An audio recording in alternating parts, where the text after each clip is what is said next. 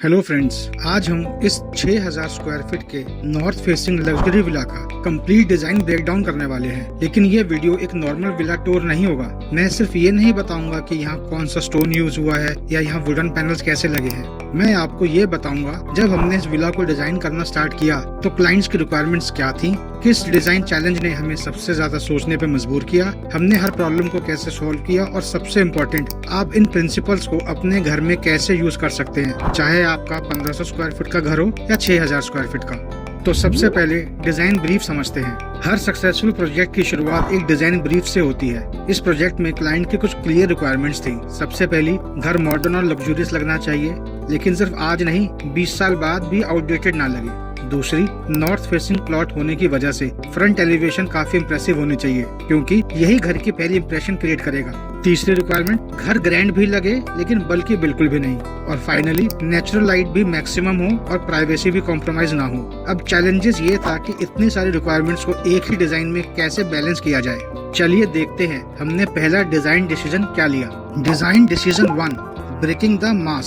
सबसे पहली मिस्टेक जो लोग लग्जरी होम्स डिजाइन करते वक्त करते हैं वो है पूरे घर को एक ही बड़ा बॉक्स बना देना। बिकॉज ऑफ दिस, हाउस बड़ा तो लगता है लेकिन एलिगेंट नहीं। इस प्रोजेक्ट में हमने इंटेंशनली बिल्डिंग को अलग अलग वॉल्यूम्स में डिवाइड किया है। नोटिस कीजिए, एक सेंट्रल फीचर, 2 साइड मासेस और एक प्रोजेक्टिंग एलिमेंट। इससे हुआ क्या है, बिल्डिंग विजुअली लाइटर हो गई है, डेप्थ क्रिएट हुई और हर एंगल से एलिवेशन इंटरेस्टिंग दिखने लगा। आप इससे क्या सीख सकते हैं? चाहे आपका घर 1800 स्क्वायर फीट का हो या 5000 स्क्वायर फीट का, एक ही फ्लैट फसाड मत बनाइए। थोड़ा प्रोजेक्शन, थोड़ा रिसेशन और डिफरेंट डेप्थ फ्रंट एलिवेशन को इंस्टेंटली प्रीमियम बना देते हैं। बट एक चीज बिल्कुल ध्यान रखिएगा, प्रोजेक्शन सिर्फ डिजाइन के लिए मत बनाइए, हर प्रोजेक्शन का एक पर्पस भी होना चाहिए।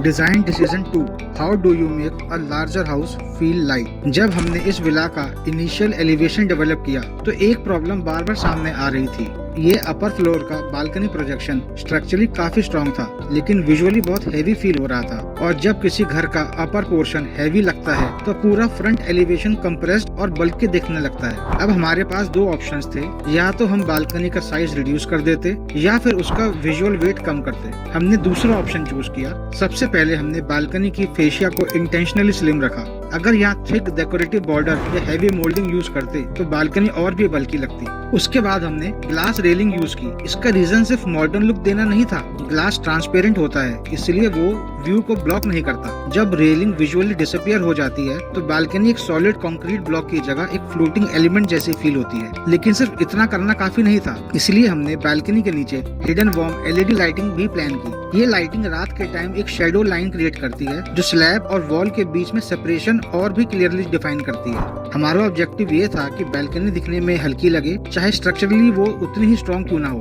और इसी प्रिंसिपल को आप अपने घर में भी यूज कर सकते हैं। अगर आप डुप्लेक्स या इंडिपेंडेंट हाउस भी बना रहे हैं तो बालकनी को अननेसेसरली हैवी मत बनाइए। थिक बॉर्डर्स, बल्कि रेलिंग और एक्स्ट्रा डेकोरेटिव मोल्डिंग अवॉइड कीजिए। उसकी जगह क्लीन एजेस, स्लिमर प्रोफाइल्स और अगर बजट अलाउ करे तो कंसील्ड लाइटिंग यूज कीजिए। आप नोटिस करेंगे कि बिना बालकनी का साइज बदले ही पूरा एलिवेशन ज्यादा प्रीमियम और मॉडर्न फील करेगा। Design decision 3, limited use of material. अब बात करते हैं इस एलिवेशन की सबसे इम्पोर्टेंट डिजाइन प्रिंसिपल की, मटेरियल हायरार्की। लग्जरी एलिवेशन का मतलब कभी भी ज्यादा मटेरियल यूज करना नहीं होता। लग्जरी एलिवेशन का मतलब होता है हर मटेरियल का एक क्लियर रोल होना चाहिए। इसलिए हमने इस विला में सिर्फ 3 कैटेगरीज के मटेरियल यूज किए हैं, primary material, secondary material and extend materials.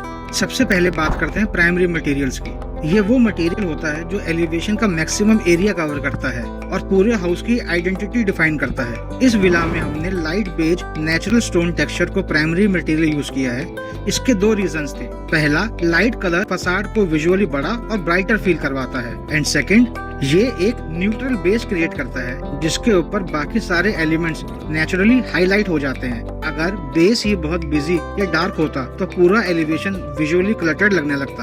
अब बात करते हैं अपने सेकेंडरी मटेरियल की। इसका काम प्राइमरी मटेरियल से कम्पीट करना नहीं होता। इस प्रोजेक्ट में हमने charcoal grey texture finish use की है। आप नोटिस करेंगे कि ग्रे फिनिश सिर्फ सिलेक्टेड फ्रेम्स और बालकनी वॉल्यूम्स पर ही यूज किया हुआ है। इससे 2 अलग अलग मासेस क्लियरली रीड होते हैं और एलिवेशन फ्लैट फील नहीं करता। थर्ड आता है हमारा एक्सटेंड मटेरियल्स। एक्सटेंड मटेरियल कभी भी क्वांटिटी में ज्यादा नहीं होता, लेकिन सबसे पहले नजर इसी पर जाती है। इस विला में हमने वुड फिनिश को एक एक्सटेंड मटेरियल के रूप में यूज यूज किया है। ये entrance feature wall, balcony ceilings पर रिपीट होता है। वुड वार्मथ ऐड करता है एंड स्टोन और ग्रे फिनिशेस के बीच में एक परफेक्ट बैलेंस भी क्रिएट करता है। बट अगर आप अपना घर डिजाइन करवा रहे हैं तो एक सिंपल रूल याद रखिएगा। प्राइमरी मटेरियल लगभग 70% एरिया कवर करेगा, सेकेंडरी मटेरियल सिर्फ 20 से 25% तक रखिए और एक्सटेंड मटेरियल 5 से 10% से ज्यादा कभी नहीं रखना चाहिए। बहुत लोग इसी हायरार्की का उल्टा कर देते हैं, हर वॉल पर अलग टाइल, अलग स्टोन, अलग एचपीएल और अलग टेक्सचर। इसकी वजह से हर मटेरियल इंडिविजुअली अच्छा तो लगता है, लेकिन पूरा एलिवेशन एक प्रीमियम कंपोजिशन की जगह सैंपल कैटलॉग जैसा लगता है। Design decision 4, use of glasses. Glass सिर्फ मॉडर्न लुक देने के लिए यूज नहीं किया गया है। इस प्रोजेक्ट में इसका पर्पस था सॉलिड और ओपन सरफेसेस के बीच में एक बैलेंस क्रिएट करना। अगर पूरा फ्रंट एलिवेशन सिर्फ स्टोन और वॉल से बना होता तो विला काफी बल्की और क्लोज फील करता। इसलिए हमने लार्ज ग्लासेस ओपनिंग सिर्फ स्ट्रेटेजिकली उन्हीं एरिया में दी है जहां मैक्सिमम विजुअल इम्पैक्ट और नेचुरल लाइट दोनों मिल सके। इससे इंटीरियर और एक्सटीरियर के बीच में एक विजुअल कनेक्शन क्रिएट होता है और पूरा एलिवेशन ज्यादा लाइट, ओपन और प्रीमियम फील करता है। लेकिन एक इम्पोर्टेंट बात याद रखिए, हर वॉल को ग्लास से कवर कर देना भी सही अप्रोच नहीं है। ग्लास तभी अच्छा लगता है जब उसके आसपास सॉलिड मटेरियल्स उसको फ्रेम करें। इसलिए अगर आप अपना घर डिजाइन कर रहे हैं तो ग्लास को एक हाईलाइट मटेरियल की तरह यूज कीजिए, ना कि पूरे फसाड को उससे भरने के लिए। Design decision 5, use of lights. बहुत लोग एलिवेशन कंप्लीट होने के बाद लाइट ऐड करते हैं। हमने इसका उल्टा अप्रोच लिया है। लाइटिंग को डिजाइन प्रोसेस का ही एक पार्ट बनाया। इसलिए हमने सिर्फ उन्हीं एरियाज में वार्म कंसील लाइटिंग दी है जहां आर्किटेक्चर को हाईलाइट करना था, जैसे फ्लोटिंग बालकनीज, एंट्रेंस कैनोपी और लैंडस्केपिंग एजेस। इससे अटेंशन ऑटोमेटिकली उन एलिमेंट्स पर जाती है जो एलिवेशन को प्रीमियम फील बनाते हैं। और अगर आप अपना घर डिजाइन कर रहे हैं तो एक सिंपल रूल याद रखिए, लाइट को डेकोरेशन मत समझिए, उसको आर्किटेक्चर को इनहेंस करने के लिए यूज कीजिए। जब लाइटिंग डिजाइन को सपोर्ट करती है तभी एलिवेशन दिन के साथ साथ रात में भी इक्वली प्रीमियम दिखता है। तो फ्रेंड्स, ये तो था इस विला का एलिवेशन डिजाइन ब्रेकडाउन। और अगर आप आर्किटेक्चर और इंटीरियर डिजाइन को प्रैक्टिकल और इजी लैंग्वेज में समझना चाहते हैं तो आप हमारे चैनल को सब्सक्राइब करना मत भूलिएगा।